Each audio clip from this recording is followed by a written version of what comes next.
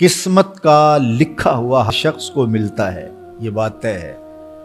مجھے اور آپ کو وہی مل رہا ہے جو ہماری قسمت میں لکھا ہے، اس سے ایک حبہ بھی، ایک دانہ بھی کم نہیں ملے گا اور ایک زیادہ نہیں ملے گا۔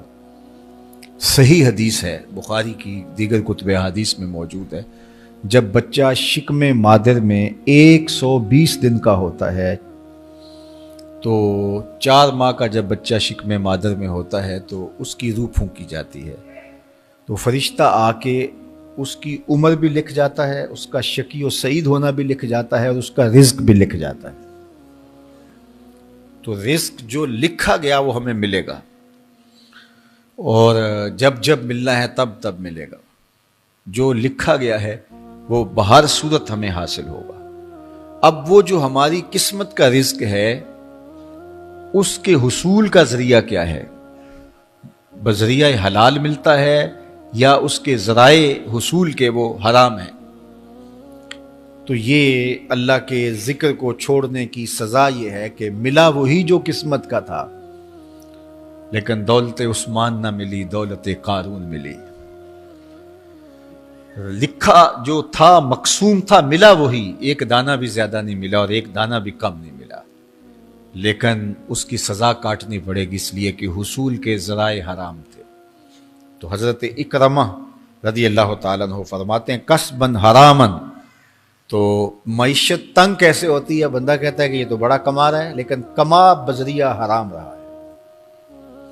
اللہ اکبر۔ بعض کا کچھ لوگ محنت کر کے بھی حرام کماتے ہیں۔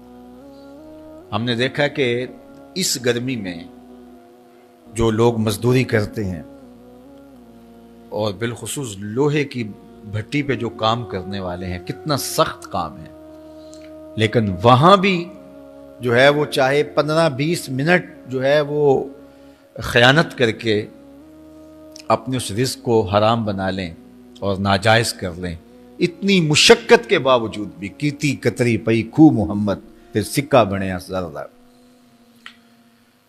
تو ایک سودا ایسے بھی بک جاتا اگر 2 منٹ گاہک کو دیتا، لیکن جھوٹی قسم کھا لی اور وہ لے کے چلا گیا، سودا تو بک گیا لیکن ذریعہ اس کا حرام ہو گیا۔ یہ ذرا دیکھیے، جھوٹی قسم کھانے والے کو اللہ نظر رحمت سے بھی نہیں دیکھے، اتنی بڑی سزا ہے اس کی، اور نہ بکتا کوئی اور آ کے لے جاتا۔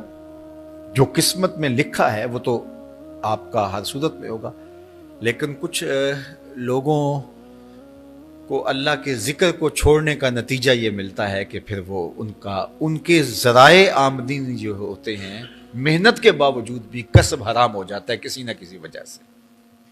کئی لوگ دودھ اکٹھا کرتے رہتے ہیں، آخر میں ایک قطرہ پیشاب کا ڈال دیتے ہیں۔ سادہ مثال آپ کے سامنے رکھوں، کتنی محنت سے وہ کیا تھا، تو اپنی ساری محنت کو ضائع کر دیتے اور حرام کا ٹانکا لگا دیتے، ایک قطرے سے وہ سارا ضائع کر بیٹھتے۔ تو یہ اللہ کے ذکر سے منہ موڑنے کا نتیجہ ہے۔ جب تمہارے دل اللہ کی یاد سے خالی ہو جائیں گے، تمہاری زندگیوں میں قرآن نہیں ہوگا، تمہاری زندگیوں کے اندر اسلام کے اجالے نہیں ہوں گے، تو پھر نتیجہ کیا ہوگا کہ معیشت دنک کیا ہے؟ کسبن حرامن۔ دوسرا معنی کہ تنگ زندگی، تلخ زندگی، جو حضرت عبداللہ ابن عباس سے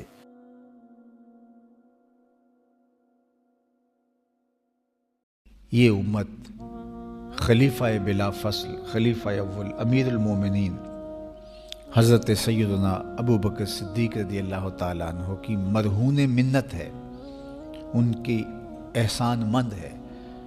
اقبال نے کہا تھا امن الناس بر مولائے ما، کلیم اول سینائے ما، ہستی او کشت ملت راچوں ابر، ثانی اسنین و غار و بدر و قبر۔ کہتے ہیں کہ وہ شخص جس نے ہمارے آقا و مولا پہ سب سے زیادہ احسانات کیے، اور میرے آقا کریم نے ارشاد فرمایا میرے اوپر جس نے بھی کوئی نیکی کی میں اس کا بدلہ چکا دیا دنیا پر ہی، لیکن ایک ابو بکر ایسے ہیں جن کی نیکیوں کا بدلہ قیامت کے دن رب ہی چکائے گا۔ یہ حضور علیہ السلام نے ارشاد فرمایا۔ اور پھر میں ما نفعنی مال احد قط، ما نفعنی مال ابی بکر، مجھے کسی کے مال نے اتنا نفع نہیں دیا جتنا ابو بکر کے مال نے نفع دیا. اپنا سب کچھ حضور کی راہوں میں نچھاور کر دیا. مال پیش کیا، جان پیش کی، اولاد پیش کی، وقت دیا، ایک ایک سانس حضور کے نام کر دی. کہتے ہیں حضور علیہ السلام کا سایہ نہیں تھا، لیکن ابو بکر رضی اللہ تعالیٰ عنہ سایہ بن کے حضور کے ساتھ رہے، سائے کی طرح حضور کے ساتھ رہے. بدر کے ساتھی، حضر کے ساتھی، سفر کے ساتھی، غار کے ساتھی، حد ہو گئی مزار کے ساتھی. اللہ اکبر. ایک دن حضور ایسے نکل رہے ہیں مسجد نبوی سے، تو کوئی لوگ داخل ہو رہے تھے، تو حضور کے دائیں ہاتھ میں ابو بکر کا ہاتھ تھا، بائیں میں حضرت عمر کا ہاتھ تھا.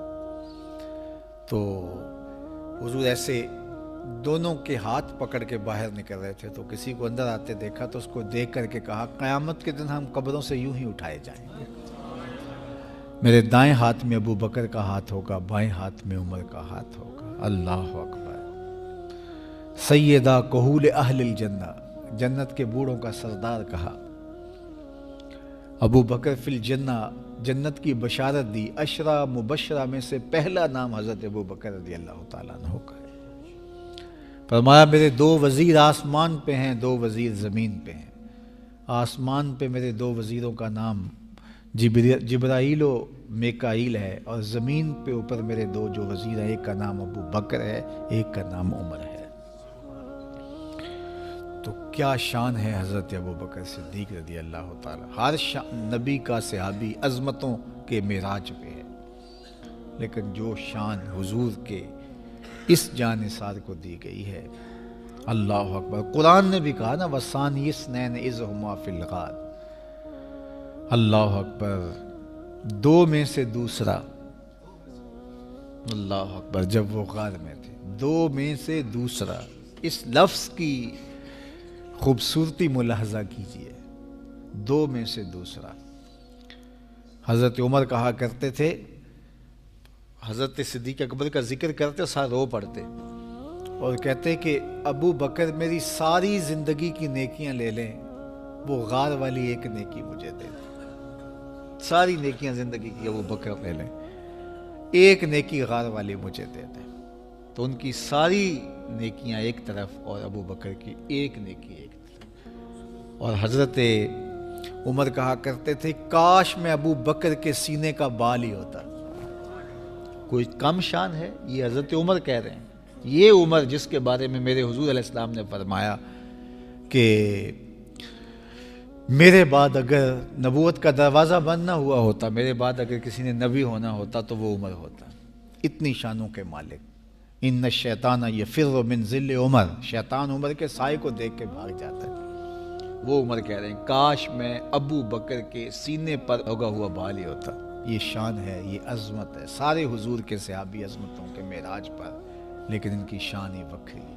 کسی پنجاب شاعر نے کہا کہ سارے یار نبی دے سونے، نہیں کوئی اینا یاراں ورگا، نہ کوئی ہویا نہ کوئی ہوسی، اینا جان نثاراں ورگا، نہ اس ترتی پیدا کیتا، اینا یاراں ورگا، اعظم شان صدیق کی دساں اکو یار ہزاراں ورگا. وہ عظمتوں کی کس معراج پہ امن الناس بر مولائے ما، کلیم اول سینائے ما، ہستی او کشت ملت راچو ابر، ثانی سنین و غار و بدر و قبر. بدر کے بھی ساتھی، قبر کے بھی ساتھی، مزار کے بھی ساتھی، غار کے بھی ساتھی. اور اسلام کی کھیتی کے لیے ابر بہار کی طرح برسے اور سیراب کر گئے. اور اس امت کے لیے انہوں نے جو کام کیا وہ انہی کا مقسوم